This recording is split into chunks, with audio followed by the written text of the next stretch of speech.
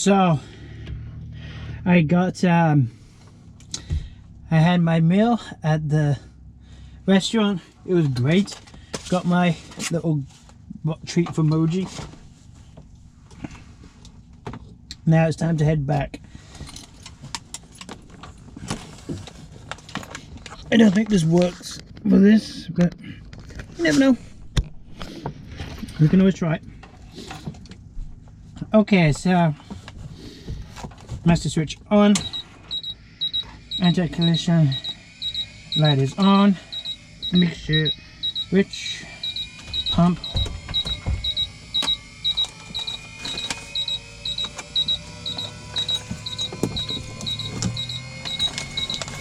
no one is around,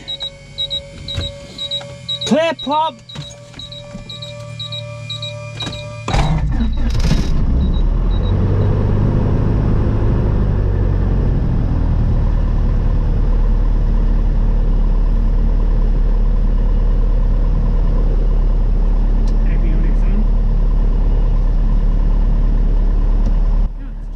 Okay, so things didn't go as planned, as you can see. The camera at the back was died out of the first trip landed to here, and the other camera, it has no cover for the battery, so every time you take it anywhere the battery comes out, and whatever it won't work. Because the battery got cold, the GoPro camera was basically useless. So I switched this. I switched the mount for that camera with this one that you're seeing from the RAM mount, because this camera kept falling off all the time on the way to Lancaster. Now, a lot of people don't like music or anything with audio flights. They like the sound of the plane. The problem is there's a reason why we have to wear headsets, because if you listen to the plane audio without the headsets, even through a YouTube video, it will eventually damage your hearing. It's okay for a little bit, or just to hear for a couple of minutes or stuff as you put your headset on, but eventually it would damage your hearing, even on a YouTube video. So to demonstrate that a little bit, I am going to leave the camera on and the audio on, the plane audio on, while I do the takeoff and the upwind, which is climbing up to altitude. And then eventually I just switched the camera round because I got bored of the camera looking at me. I'm ugly, and I know much of you would like to see the pretty views outside of the plane compared to seeing me. The last trip you got to see all of the controls, as it were. I realized that it was kind of like making you see what the hood is like, or the Overwatch viewcasters are. That's exactly what we see wearing those things. We can only see the controls. We don't see outside. In that last video, you could only see the controls. The sun was blocking your view unless you had the shades down. And that's exactly what IFR training is like. You don't see anything outside. So for you at home, that last video was an actual pretend IFR flight, as it were. It was unintended. I didn't realize until after that the sun blinded the view from outside. So this is a flight from Lancaster to Allentown, heading back home.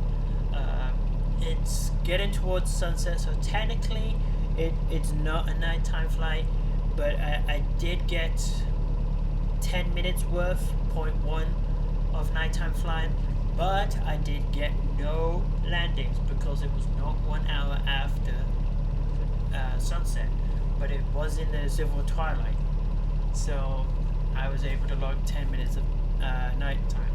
I did my homework. I knew what was going on.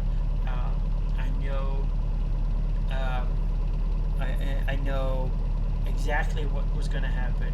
It looks like haze on the way to Allentown, but no. I decided to not use.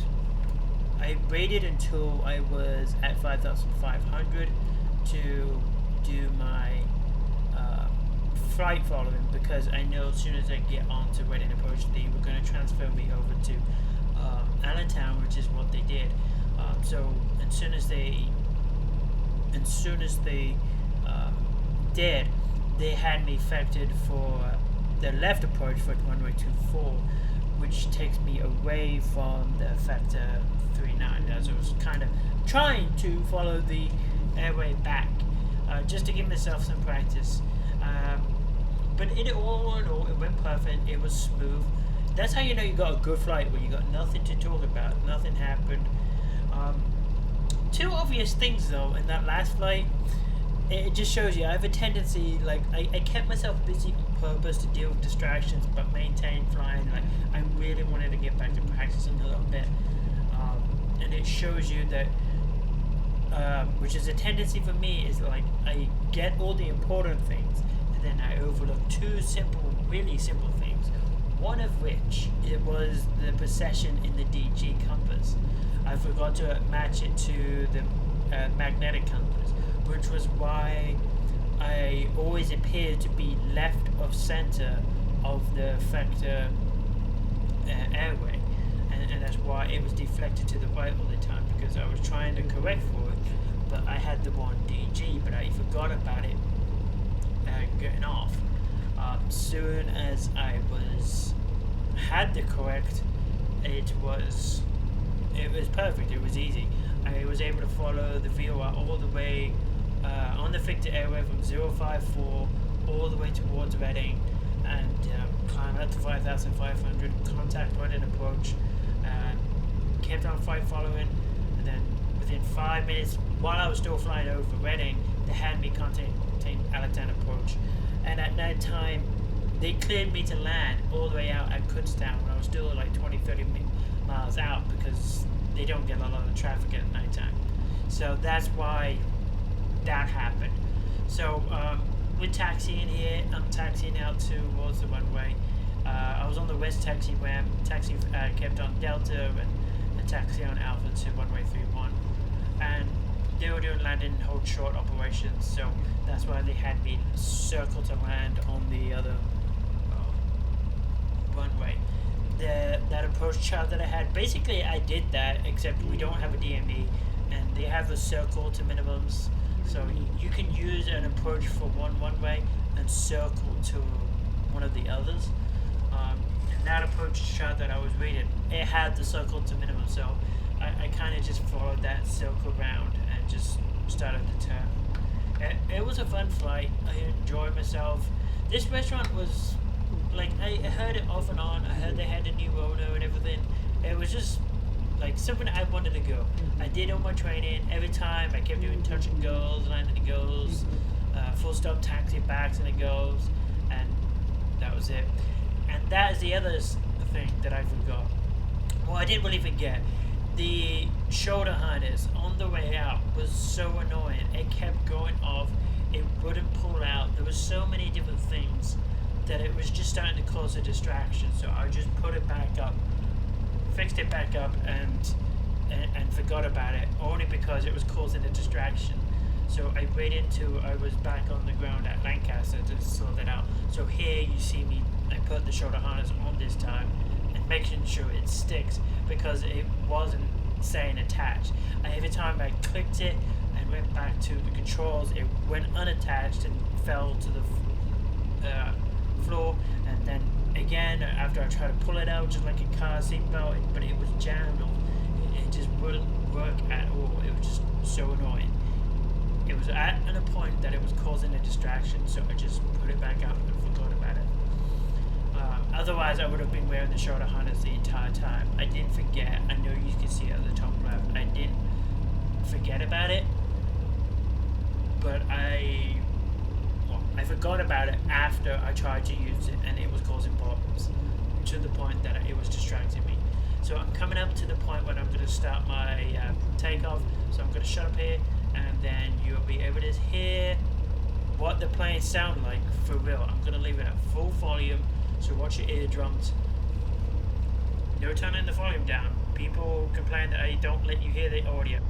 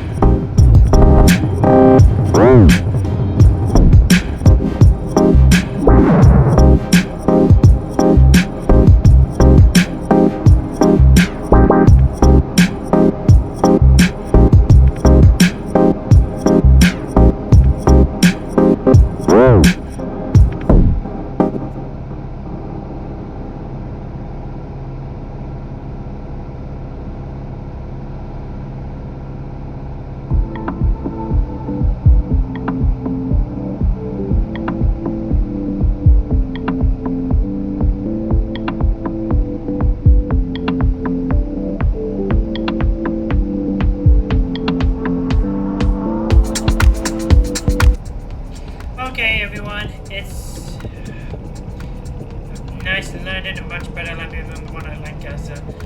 Just a quick sign off. Hope you enjoyed this flight. I decided to leave it unedited, let the video speak for itself.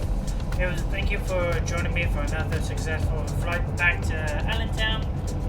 You're gonna finish watching me taxi to the Hannah, and I'll catch you next time. See you later. Don't forget to like, subscribe, and share, because it will really help me out.